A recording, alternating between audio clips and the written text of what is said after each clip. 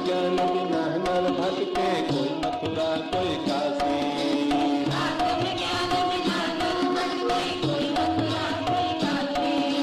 जैसे मृगा नाद कस्तूरी,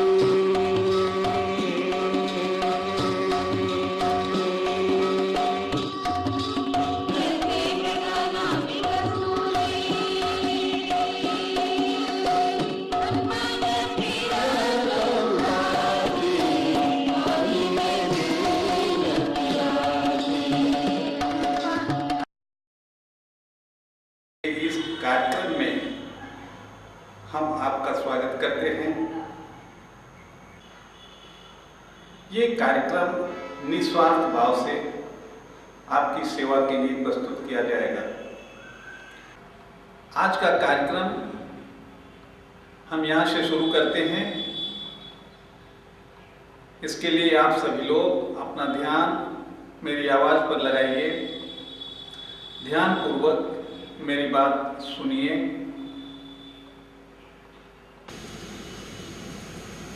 गीता में कृष्ण कहते हैं, जो लोग अन्य देवी देवताओं को पूजा करते हैं, उनसे कुछ मांगते हैं, उन्हें प्राप्त होता है। देवता लोग नहीं देते, मुझे ही देवता के रूप में देना पड़ता है। ऐसे पुरुषों की, ऐसे मनुष्यों की अंतिम योनि देवता तक ही सीमित है, किंतु जो मुझ में बसते हैं जो लोग, वो परम गति को प्राप्त होते हैं। इसीलिए रामकृष्ण परमहंस को परम गति प्राप्त करने के लिए काली माँ ने मना कर दिया, अब तुम मेरे भक्त नहीं रहो, तुम आगे बढ़ो और तोतापुरी के शिष्य बनो। इसलिए जो लोग किसी देवी देवता की आराधना में अटक गए हैं, वो कान खोलकर सुन लें। यही जीवन शेष है जिसमें आपको मुक्ति चाहिए। अनेक जन्म संसिद्धस्तु याति परम गति, इसी जीवन में परम गति को प्राप्त होना है। अन्यथा पुनः पाप कर्मों में लगोगे, पहले तो अपनी हत्या करोगे और ये कहानी दोहराते रहोगे जन्मों जन्मों तक। संयोग से, भाग्य से यदि कोई सद्गुरु मिल गया तो ठोक बजाकर, पीट पाट करके तुझे उस किनारे जा सकेगा। अन्यथा वैष्णवी माया में तुम चिपके रह जाओगे। वैष्णवी माया क्या है तुम सोच सकते हो? जो तुम्हें माया में आकर्षण पैदा करके दिग्भ्रमित कर दे। जहां तुम ईश्वर को त्याग करके अन्य वस्तुओं में अपनी प्रेरणा, अपनी उत्कंठा, अपनी चाह उत्पन्न करते हो, ये सब वैष्णवी माया कहलाती है।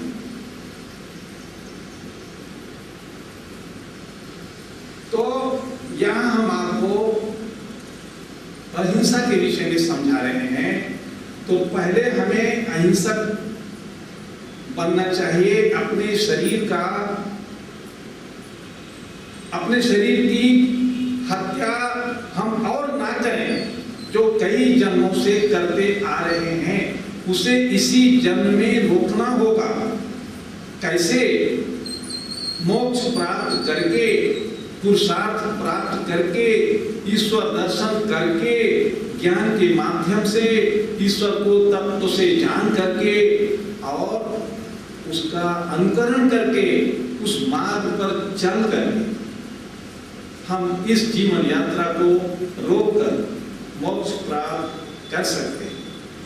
मृत्यु के बाद कोई मोक्ष नहीं, ना तुम्हारे लिए कोई परमात्मा।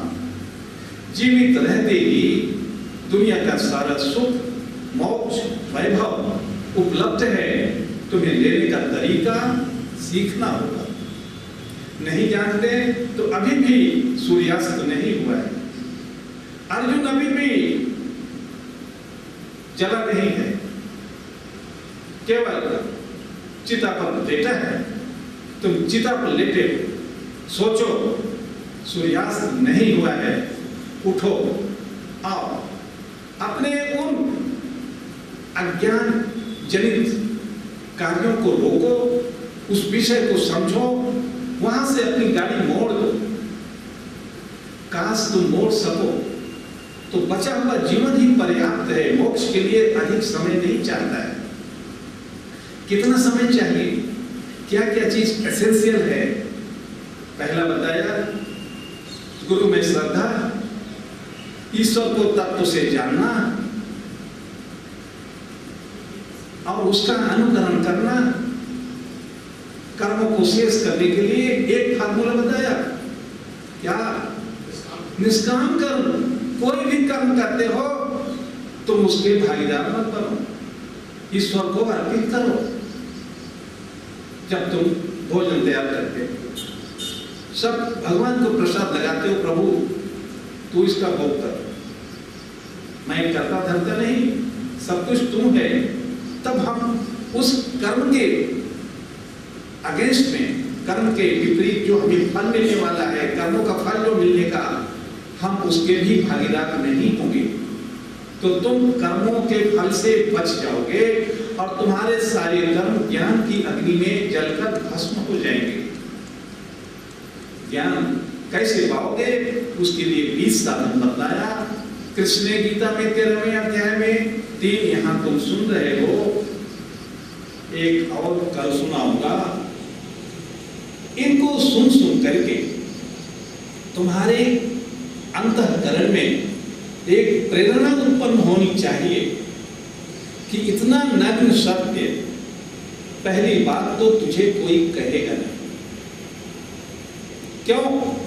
तुमसे मुझे कुछ चाहिए, कुछ का मतलब धन चाहिए या कुछ काम लेना है तुझसे, इसलिए मैं तो वही बोलूंगा जिसमें तुम खुश रहो, उससे तुम्हारा कल्याण होने वाला नहीं।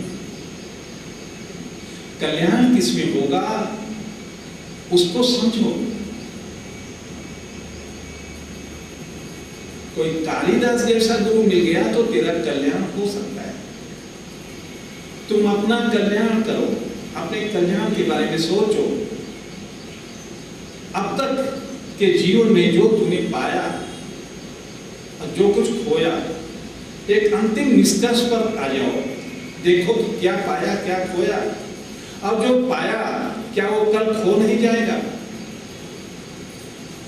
वो कितना दिन तुम संभाल के रखोगे? 2 साल, 4 साल, 10 साल?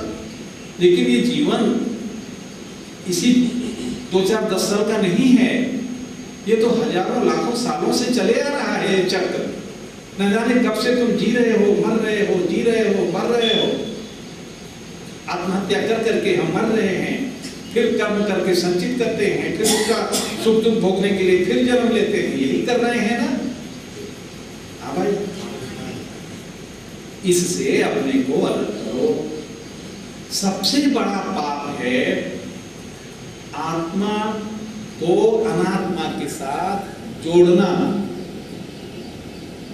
आत्मा को अनात्मा के साथ जोड़ना ही पाप है। और यह पाप कर्म तुम रोज कर रहे हो। उस परमात्मा को तुम नदी में, गंगा जल में, मूर्ति में, अपने शरीर में अटैच कर रहे हो, इसमें भगवान देख रहे हो।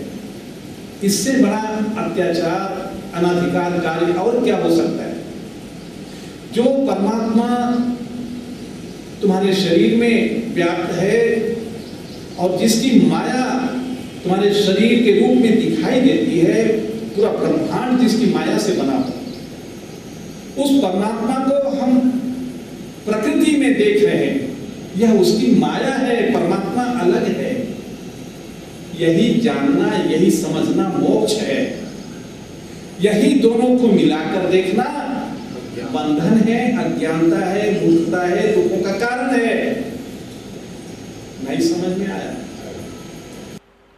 अब यह कार्यक्रम आज का यहीं पर शेष होता है। इसका बचा हुआ भाग इसके अगले क्रम में, अगले भाग में मिलेगा। हरिओम तत्सत।